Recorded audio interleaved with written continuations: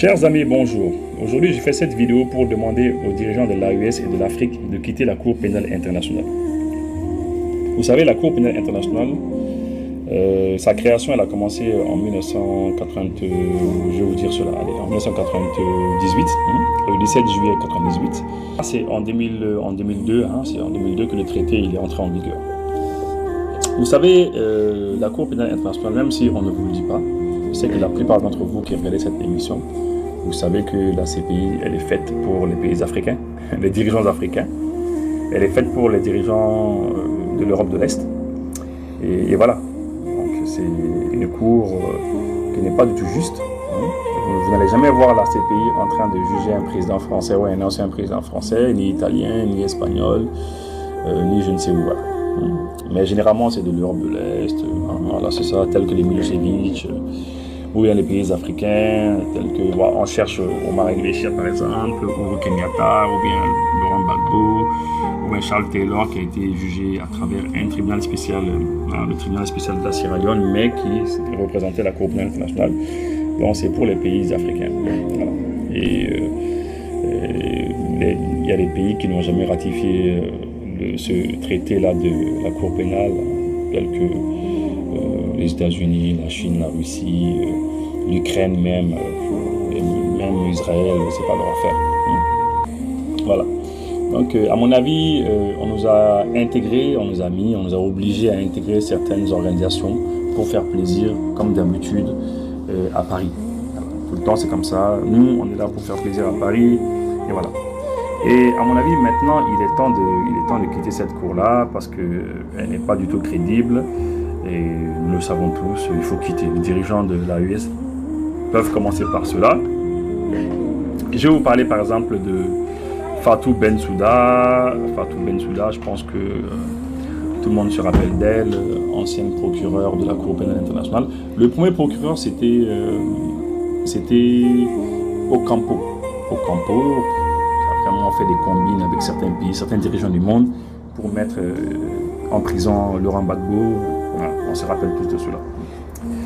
Fatou Bensouda, dernièrement, on se rappelle avant qu'elle ne quitte, elle avait été menacée par les États-Unis, l'ancienne procureure, parce que simplement elle voulait enquêter sur les crimes, d'éventuels crimes de guerre commis par les forces américaines en Afghanistan. Et là, ça a chauffé pour elle, on a gelé ses avoirs, pas de transactions, interdiction de voyage pour elle et sa famille. C'était vraiment infernal. Fatou Bensouda, l'ancienne procureure de la CPI, a demandé à enquêter sur les allégations de crimes de guerre et de crimes contre l'humanité qui auraient été commis par les forces américaines en Afghanistan. Et voilà. Et les États-Unis ont pris des sanctions contre Fatou Bensouda en 2020. Ils ont gelé ses avoirs et interdit les transactions financières avec elle. Ils ont également interdit le visa à certains membres de sa famille. Je crois qu'elle-même aussi, elle ne pouvait pas voyager comme ça comme elle voulait. Et ces sanctions ont été critiquées largement dans le monde. Voilà. Mais les États-Unis, quand ils font quelque chose, si on veut, on critique, c'est pas leur affaire. Voilà. Donc c'est une cour qui n'est pas crédible. L'actuel procureur aussi, il a des problèmes, M. Karim Khan.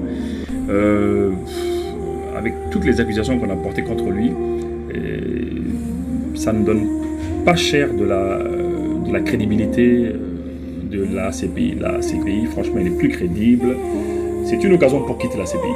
Parce que deux procureurs, Fatou Bensouda d'abord, qui a eu des soucis, après ce Karim Khan, pourquoi continuer à rester dans une organisation comme ça? Il faut quitter. L'enquête sur, je vais vous lire un article de lefaso.net, voilà, le Burkina. Voilà. On va lire cela, parce que vous savez, les gens ont l'habitude de lire, de prendre des articles, des médias mensonges. Les médias mensonges, c'est pas la peine, il faut prendre des médias crédibles, tels que le faso.net. Je vous invite à vous abonner.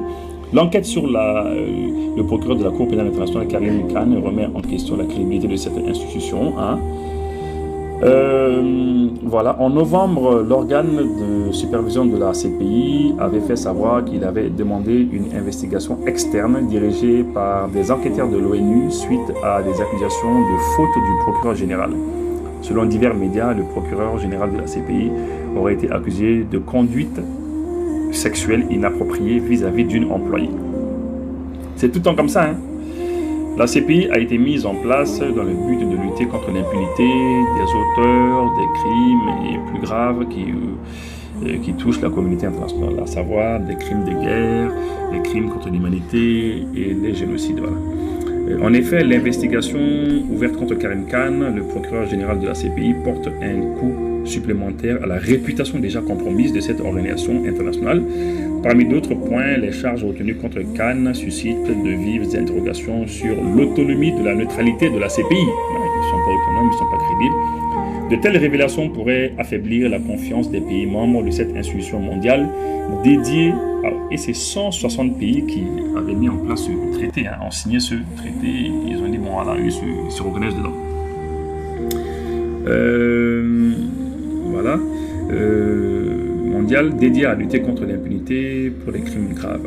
Les accusations de conduite sexuelle inappropriée et abus de pouvoir visant le procureur général de la CPI ternissent l'honorabilité de la direction et provoquent une méfiance grandissante au sein de la communauté internationale. Par ailleurs, étant donné que l'institution a longuement été critiquée et accusée de biais politiques et de justice sélective, favorisant les élites globalistes plutôt que les États membres, toutefois, ce scandale pourrait susciter des dissensions internes dans la CPI, aggravant ainsi l'inefficacité de l'entité dans l'accomplissement de ses missions. Sur le continent africain, l'augmentation de la dénonciation envers la CPI se révèle à travers une insatisfaction croissante concernant les procédures judiciaires initiées contre eux ou leurs compatriotes, sans tenir compte des enjeux et des défis nationaux complexes.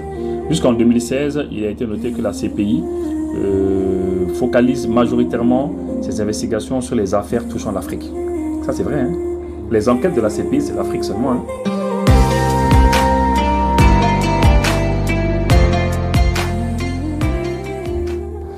Gbagbo, Omar el-Béchir du Soudan, Charles Taylor, bien que Charles Taylor, c'est la CPI qui était derrière le tribunal spécial pour la Sierra Leone, Uhuru Kenyatta du Kenya. Tous, c'est uniquement l'Afrique. Et quelques dirigeants de l'Europe de l'Est, tels que Milosevic. Tandis que des crimes plus graves commis dans d'autres parties du monde, tels que l'Europe ou l'Amérique, sont négligés. Ils sont négligés pourquoi? Ils sont négligés parce qu'en Europe, là, on ne va jamais voir un dirigeant européen, un dirigeant français devant la CPI, et un dirigeant italien, espagnol. Mais non, ils ne vont pas les amener, eux, jamais. Ils vont pas les... Un dirigeant allemand, mais non, pas du tout. Un dirigeant américain, jamais de la vie. Jamais. D'ailleurs, les Américains, ceux qu'ils ont fait à Fatou Bensouda, se rappellent de cela.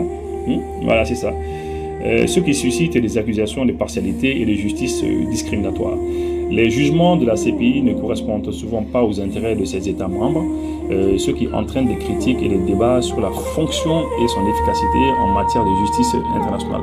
Il y a des experts qui affirment que la CPI a été conçue à l'origine comme un instrument d'hégémonie et de domination occidentale sur une vaste partie du monde. Mais c'est exactement cela. Ils ont mis la CPI pour nous, pour maintenir leur pression sur nous. Et c'est comme ça, c'est tout. C'est pour ça qu'il faut quitter. Il y a plein d'organisations qu'il faut regarder, scruter là et quitter là-bas.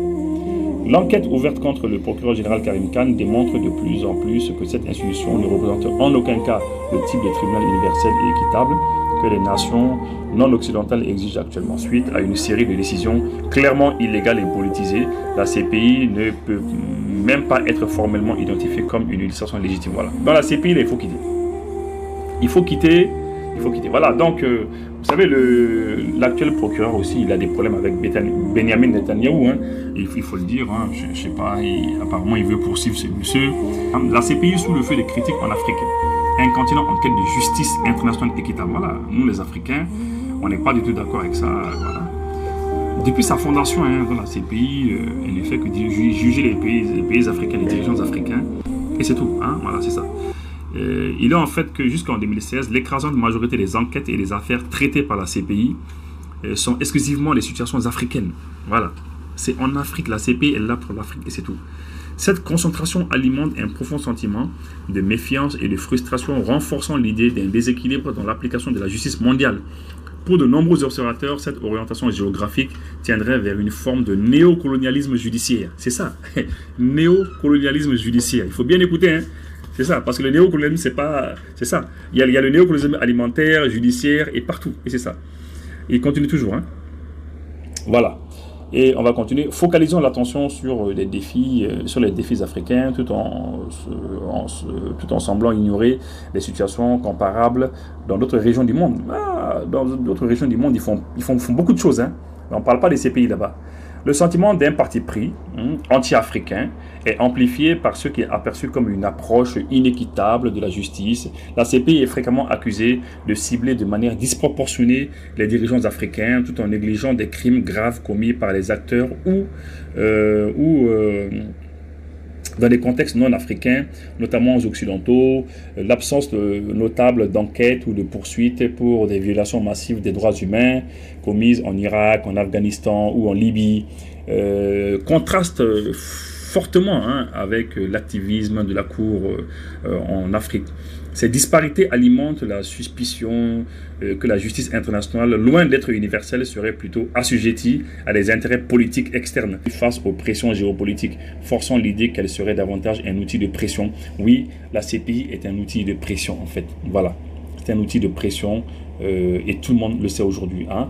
Les reproches adressés à la CPI mettent également en lumière une dynamique eurocentriste supposée régir ces interventions. Voilà, donc je vais pas trop vous embêter avec ça, mais c'est important que les gens comprennent que la CPI elle est instrumentalisée. Il est temps de quitter cette CPI là parce que elle est instrumentalisée par certains pays, elle est dirigée par certains pays et nous le savons tous. Voilà, nous savons tous que la CPI en réalité elle est politisée et c'est une justice sélective. C'est dans le but en fait de faire plaisir à certaines élites du monde.